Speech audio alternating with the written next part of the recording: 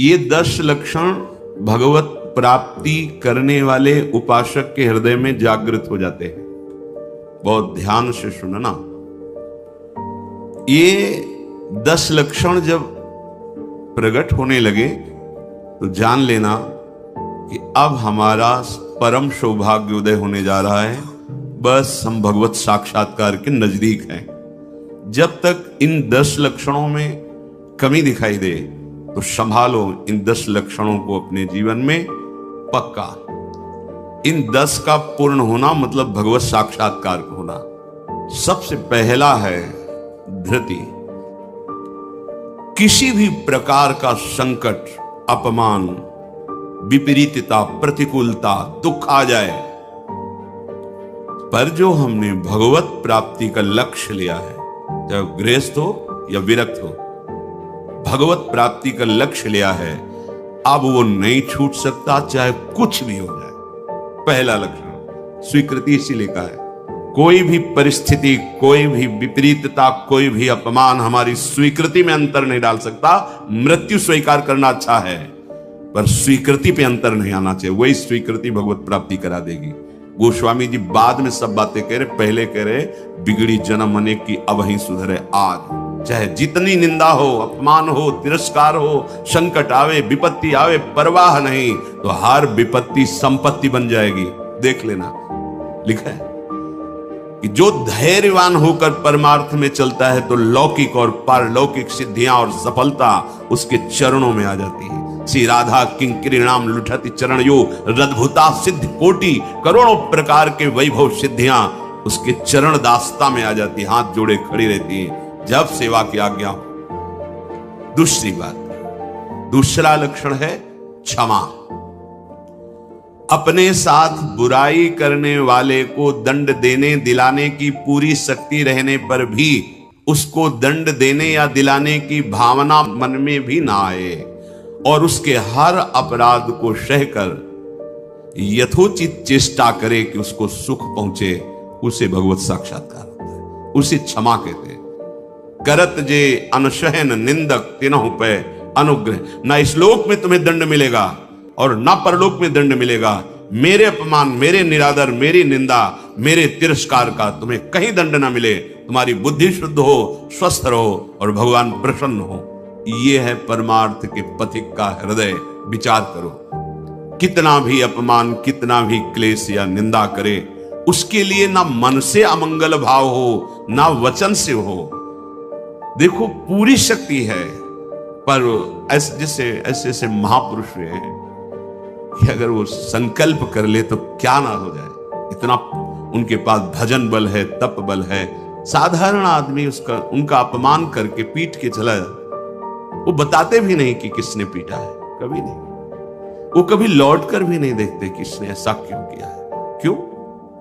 क्योंकि अगाध बोध संपन्न महात्मा जैसे अपने हाथ से, अपनी दांत से अपनी जिह्वा, अपने द्वारा कोई चेष्टा जो अपने को पीड़ा पहुंचा दे, किसको दंड देंगे? ऐसे वो आत्मस्वरूप सर्वत्र अनुभव करते हैं। इसलिए राग द्वेष रहित महात्मा के हृदय में ये आता ही नहीं है कि इसको दंड दिया जाए। क्षमा, पहला धृति, दूसरा क्षमा, तीसरा है दम। दम कहते हैं इंद्रियों को विषयों से हटाकर प्रभु में लगाना। अगर नाम जप कर रहे हैं आप और आपका लक्ष्य है कि मुझे प्रभु के चरणारविंद की प्राप्ति करनी है, तो आप इंद्रियों का दमन स्वाभाविक कर लेंगे। बहुत सरलता, सहजता से इंद्रियों का दमन हो जाता है।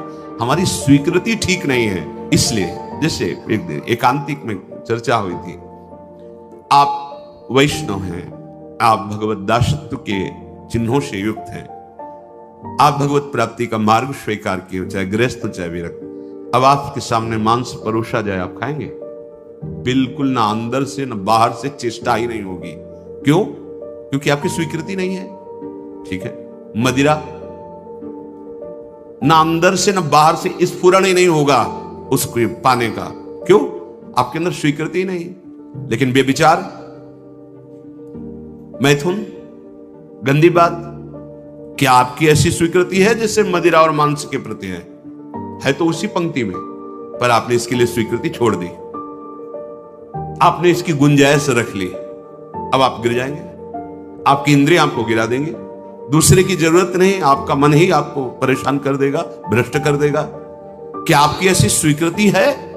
और है तो आप बोलो, आपके सामने मांस परोसा जाए, मदिरा रखी जाए, तो क्या अंदर से स्फुरण होगा? स्फुरण ही नहीं होगा। आप देख लो ना, स्फुरण ही नहीं होगा और आपकी भौं चढ़ जाएगी। आपको पता नहीं आप ये क्या, या तो उठ के चल देंगे, बिल्कुल संभाषण भी नहीं करेंगे। ऐसा ही जो शास्त्र विरुद्ध आचरण है, सबके प्रति क्यों नहीं हो रहा? जो हमारे शास्त्रों में भगवत प्राप्ति के विरुद्ध आचरण बताए गए, आप उनको एक लाइन में ही बताया गया है, आप उन शब्दों में दो को तो मान लिए त्याज्य, स्वीकृति ही नहीं उनके प्रति कि हम वैष्णव हैं, भगवत दास हैं। तो फिर व्यभिचार, मैथुन, ये गंदी चेष्टाएं, इसको उस पंक्ति में क्यों आप स्वीकृति में रख लिए? आपने स्वीकृति की है, और यदि आपकी स्वीकृति वैसे तो आप बोलो कैसे हो सकता है? वो दो बातें जो बोली कैसे आप स्वीकार नहीं कर सकते? प्रार्थना करने पर, एकांत में मिलने पर भी आप उन वस्तुओं का सेवन नहीं करेंगे क्योंकि आपकी स्वीकृति नहीं। ऐसे ही स्वीकृति आपकी भगवत प्राप्ति की है तो उसमें बाधक है, फिर आप उस बाधक क्रिया को, बाधक चेष्टा को एकांत में क्यों करते हैं? अपना नाश क्यों करते हैं? हमारा निश्चय है भगवत प्राप्ति, हम प्रभु से मिलने के लिए चले, तो जो प्रभु के भाव में डूबे हुए महापुरुष जनों ने निषेध किया, ये नहीं, उसको बिल्कुल वैसे ही देखो जैसे और निषेध पदार्थ हैं। चौथा, अस्तेय, चोरी का स्वभाव ना होना।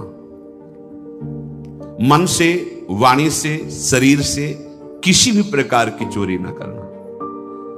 फूल लेने जा रहे हैं प्रभु, जनक जी के यहां निमंत्रण में आए हैं, विश्वामित्र जी को आमंत्रित किया गया है,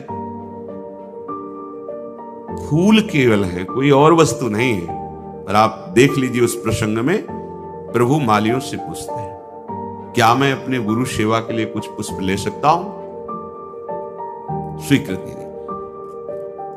हमारा स्वभाव बिगड़ गया है, बहुत सावधानी की जरूरत है। सोचते हैं कि हम चोरी करके दूसरे का धन, दूसरे का सुखी हो जाएंगे, कभी नहीं हो गए। अधर्माचरण करने वाला कभी, आपको थोड़ी देर हर्ष होगा, हर्ष शोक में परिणित हो जाएगा, शोक भयानक दुख पैदा कर देगा। बहुत सावधान, सिद्धांत को समझो और भगवत मार्ग में चले हो तो ऐसा होना ही नहीं चाहिए। पहला था धृति, दूसरा क्षमा, तीसरा दम, चौथा अस्तेय, पांचवा है शौच। शौच कहते हैं पवित्रता को। उपासक को बाहर और भीतर दोनों से पवित्र होना चाहिए। आप बाथरूम तो बंद ही होते हैं, उचित वस्त्र धारण कर लो, या जैसा हाथ धो लिए, या से हाथ धो लिए, कुल्ला